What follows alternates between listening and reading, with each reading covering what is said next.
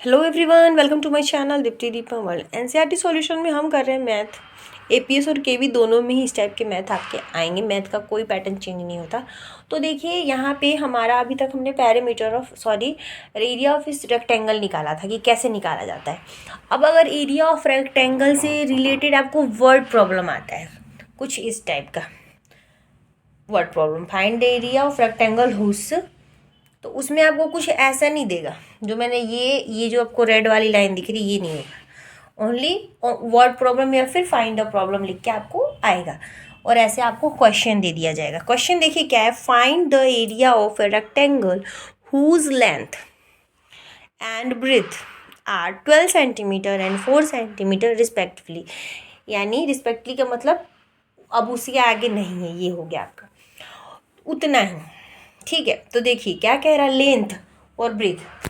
तो लेंथ देखिए क्या है, अगर हम देखें तो हम इस सवाल को सॉल्व कैसे करेंगे, एरिया ऑफ क्या लिखेंगे, रेक्टेंगल। जो मैं अभी आपको इसके पहले जो हमने वीडियो किया था एरिया ऑफ रेक्टेंगल का, तो कैसे वैसे ही इसको भी करना है, लेकिन बस वर्ड प्रॉब्लम देके थोड़ा सा कंफ्यूज करेगा बच्चों को।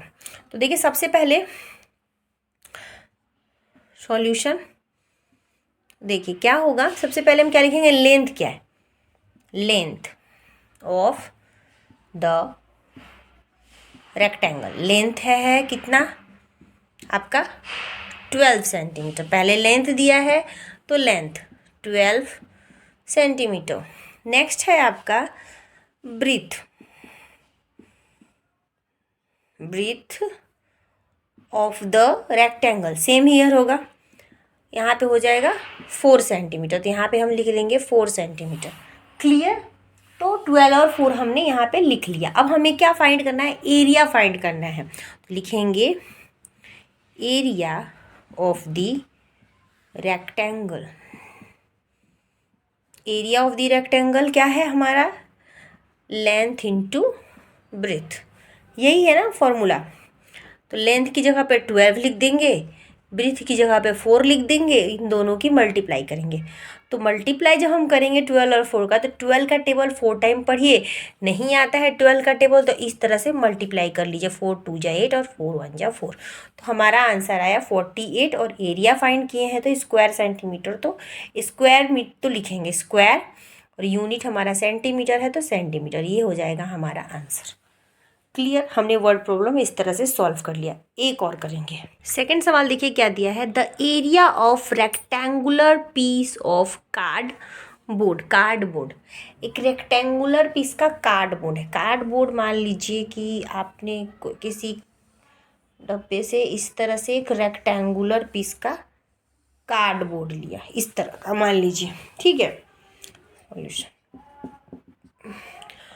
और is 36 square centimeter. Cardboard is 36 square centimeter and its length is 9 centimeter. ठीक है, what is the wide of the cardboard? अब देखिए सवाल में क्या बोला, यहाँ पे आपके सवाल को थोड़ा सा घुमा दिया। अब इस टाइप के सवाल आएंगे तो आप डरने की जरूरत नहीं। आप सोचोगे यहाँ पे तो 36 स्क्वायर सेंटीमीटर, और स्क्वायर सेंटीमीटर में तो हमेशा आंसर निकलता है। तो देखिए लेंथ क्या बोला, 9 सेंटीमीटर, ये रहा आपका length, its length is 9 centimetre. तो बोल रहा हूँ what is the wide, wide का मतलब ब्रीथ होता है, इसका मतलब ब्रीथ होता है, ठीक है। तो क्या बोल रहा हूँ, क्या होगा कार्डबोर्ड का ब्रीथ, क्योंकि ब्रीथ हमें दिया नहीं है तो ब्रीथ हमारा क्वेश्चन मार्क है। क्लियर, ब्रीथ हमारा जो है वो क्वेश्चन मार्क है, यानी वाइड जो है। अब देखिए सवाल कैसे सॉल्व होगा। हम सबसे पहले हमें क्या निकालना है, एरिया। एरिया तो हम पहले, हमें पता है कि एरिया तो हमारा पूरा दे ही रखा है, दे रखा है ना, आंसर तो दे रखा है। हमें वाइड उसका ब्रीथ खोजना है कि ब्रीथ क्या होगा उस कार्डबोर्ड का। तो एरिया ऑफ द,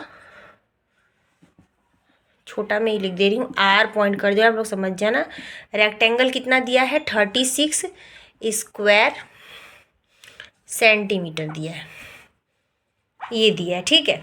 अब क्या है हमारा length, length is equal to 9 centimetre, और विथ वाइड्थ जो है जो उसका नहीं दिया है, क्वेश्चन मार्क है।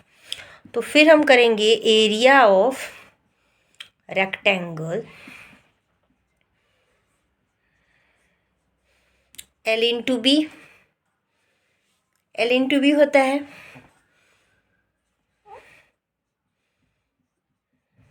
L into B. क्लियर है? तो वाइड निकालेंगे, सो वाइड क्या होगा, एरिया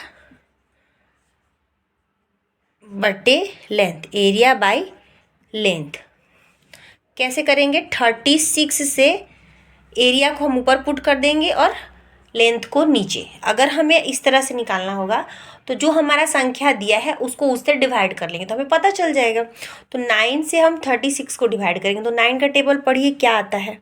9 1 जा 9, 9 2 जा 18, 9 3 जा 27, 9 4 जा 36 होता है, यानी 4 आया। अगर हमने इसको काटा, अगर आपको काटने ऐसे नहीं आ रहा तो आप डिवाइड कर लो ऐसे, तो सेम बात है, आप ऐसे भी करोगे देगा। और छोटा टेबल तो आप पढ़ के कर लोगे, लेकिन बड़ा टेबल देगा तो आप क्या करोगे, इस तरह से डिवाइड कर लेना। तो ये आपका आ गया 4 सेंटीमीटर। तो हमारा आंसर क्या है, ये हमारा आंसर है, हमने निकाल लिया। तो ये क्वेश्चन मार्क हटाइए और यहाँ लिखिए 4 सेंटीमीटर, ये हमारा आंसर हो गया। क्लियर? आई होप सो आप लोगों ने समझ लिया होगा। तो आप लिख सकते हो कि the wide the rectangular cardboard is, ये लाइन लिख दीजिए, the wide of the rectangular of the, यहाँ पे बस रेक्टेंगुलर लगा दीजिएगा, रेक्टेंगुलर कार्डबोर्ड इज 4 सेंटीमीटर। हो गया ये आपका आंसर। आई होप सो आपको ये भी सवाल अच्छे से, कोई भी अगर फाइंड करने का, मान लीजिए कि आपको दे दिया लेंथ, ना लेंथ पूछ दिया सपोज, तो आप क्या करोगे, एरिया बटे ब्रीथ कर दोगे, फिर भी आपका वही आंसर आ जाएगा, उसको काटोगे तो। इस तरह से आप उसे भी निकाल सकते हो। तो इसी के साथ हमारा जो क्वेश्चन था वो खत्म होता है। नेक्स्ट वीडियो में मिलेंगे हम एरिया ऑफ स्क्वायर वाले सवाल के साथ। तब तक के लिए वीडियो अगर यूज़फुल लगे तो लाइक करें, शेयर करें, प्लीज़ चैनल को सपोर्ट करें। मिलते हैं फिर नेक्स्ट वीडियो में। Thank you.